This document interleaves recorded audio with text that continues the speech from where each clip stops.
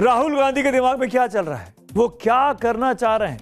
वाकई में क्या सरकार के भीतर के लोग दगाबाजी करके राहुल गांधी तक सीक्रेट जानकारियां पहुंचा रहे हैं?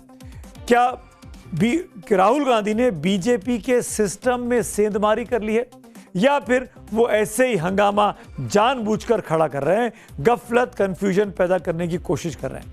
आखिर क्यों लोकसभा में नेता प्रतिपक्ष राहुल गांधी अब ये दावा कर रहे हैं कि देश में सरकार के विरुद्ध आंतरिक विद्रोह जैसी स्थिति बन गई है और अगले 1 साल में नरेंद्र मोदी देश के प्रधानमंत्री नहीं रहेंगे? जगह थी दिल्ली में कांग्रेस का हेडक्वार्टर इंदिरा भवन और मौका था आदिवासी विभाग के कार्यक्रम का, लेकिन मंच से नेता प्रतिपक्ष राहुल गांधी ने जो कहा उसने पूरे देश को आज चौंका दिया। रिजर्व बैंक की ओर से सोना बेचे जाने की कथित खबरों के बीच राहुल गांधी ने सीधे केंद्र सरकार पर फ्रंटल अटैक किया। राहुल गांधी ने आशंका जताई कि देश एक बड़े आर्थिक संकट की तरफ बढ़ रहा है, जिससे जनता में भारी आक्रोश है और देश के भीतर विद्रोह की स्थिति बन रही है।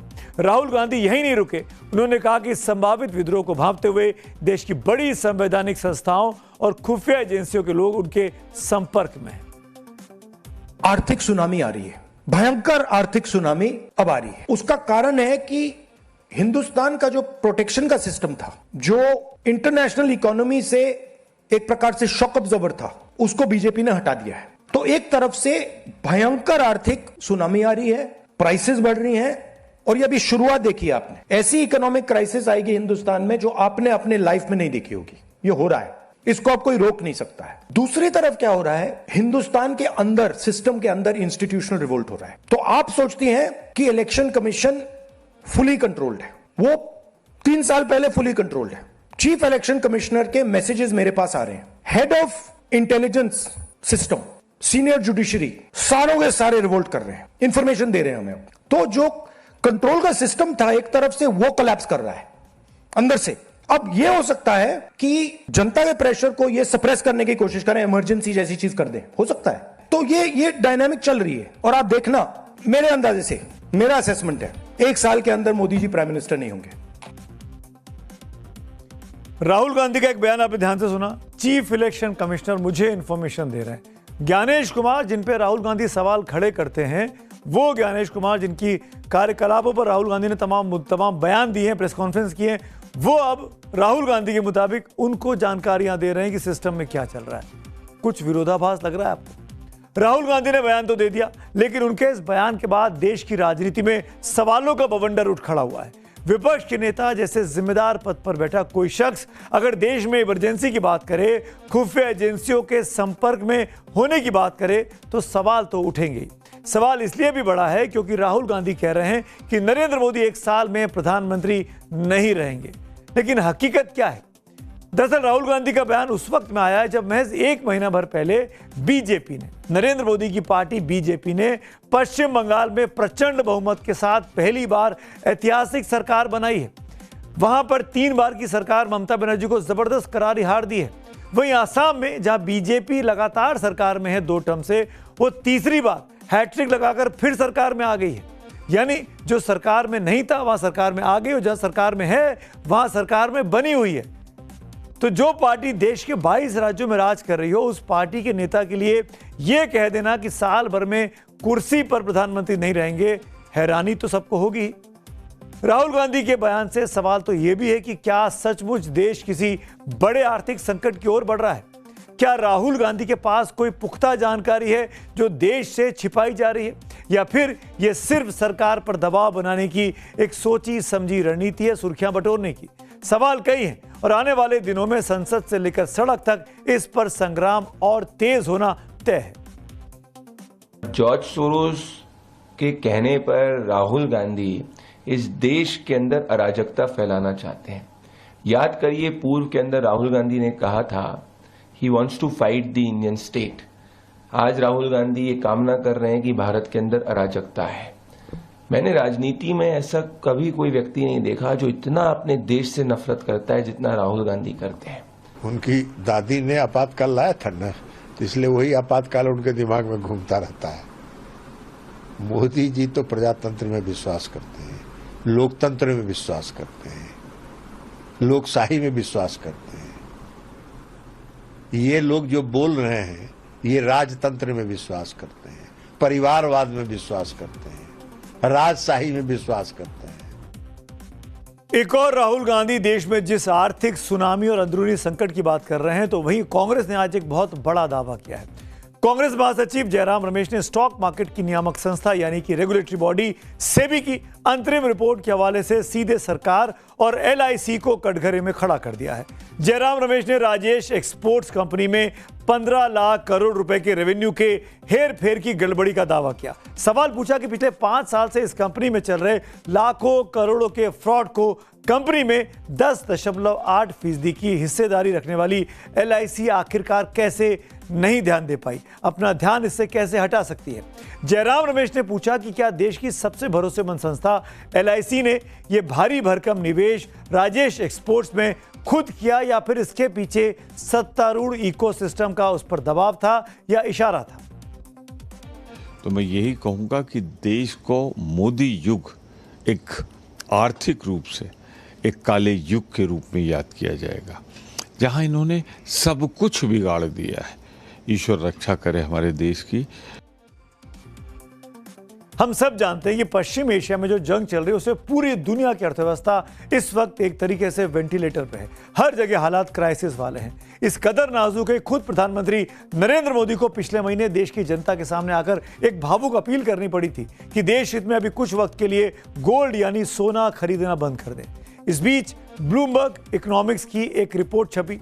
इसमें अर्थशास्त्री अभिषेक गुप्ता के हवाले से दावा किया गया कि RBI reserve bank of India ने अपने गोल्ड रिजर्व में से 12 अरब डॉलर यानी करीब 1.14 लाख करोड़ रुपए का सोना बेच दिया है। रिजर्व बैंक ने 22 मई को समाप्त हुए 2 हफ्तों के भीतर यह सोना बेचा है। यह ब्लूमबर्ग की रिपोर्ट में है। रिपोर्ट में यह भी दावा किया गया कि आरबीआई करीब 7.5 अरब डॉलर की विदेशी मुद्रा की संपत्तियां खरीद रहा है।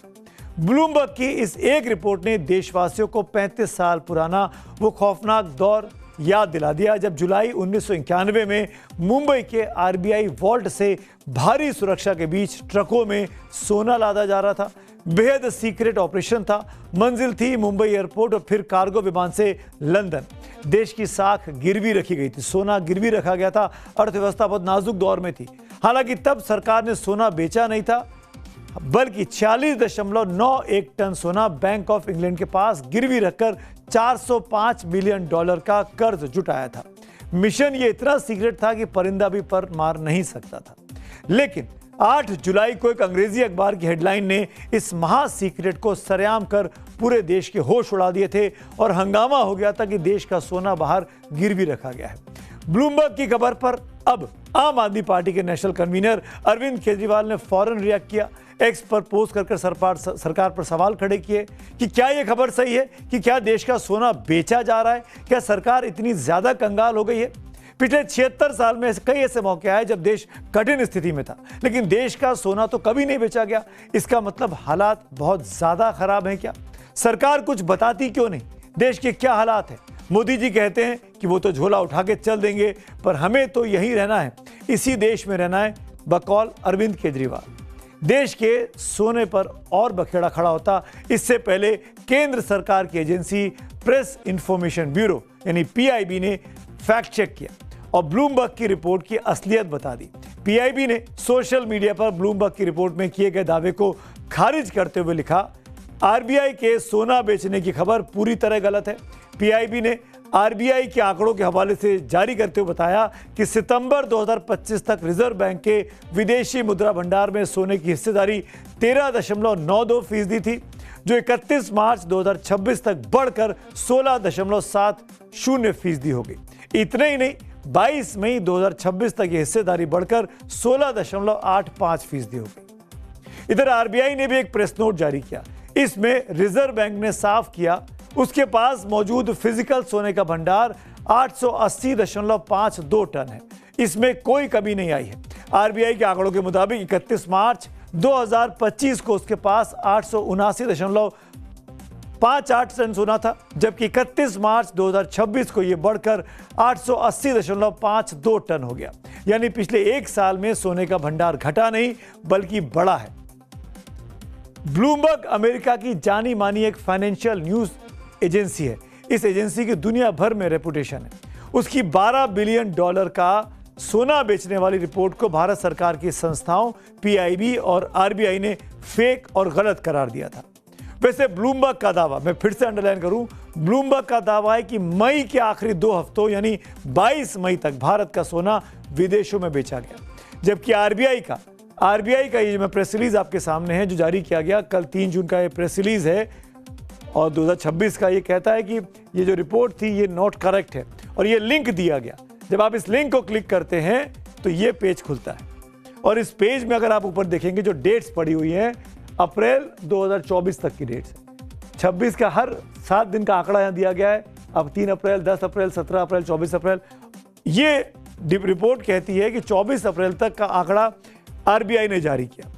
मेरा ये कहना है बेहतर तो ये होता कि आरबीआई जब ये डेटा जारी कर ही रही थी तो रियल टाइम डेटा जारी कर देती, यानी 3 जून तक का जब ये प्रेस नोट तैयार किया गया था।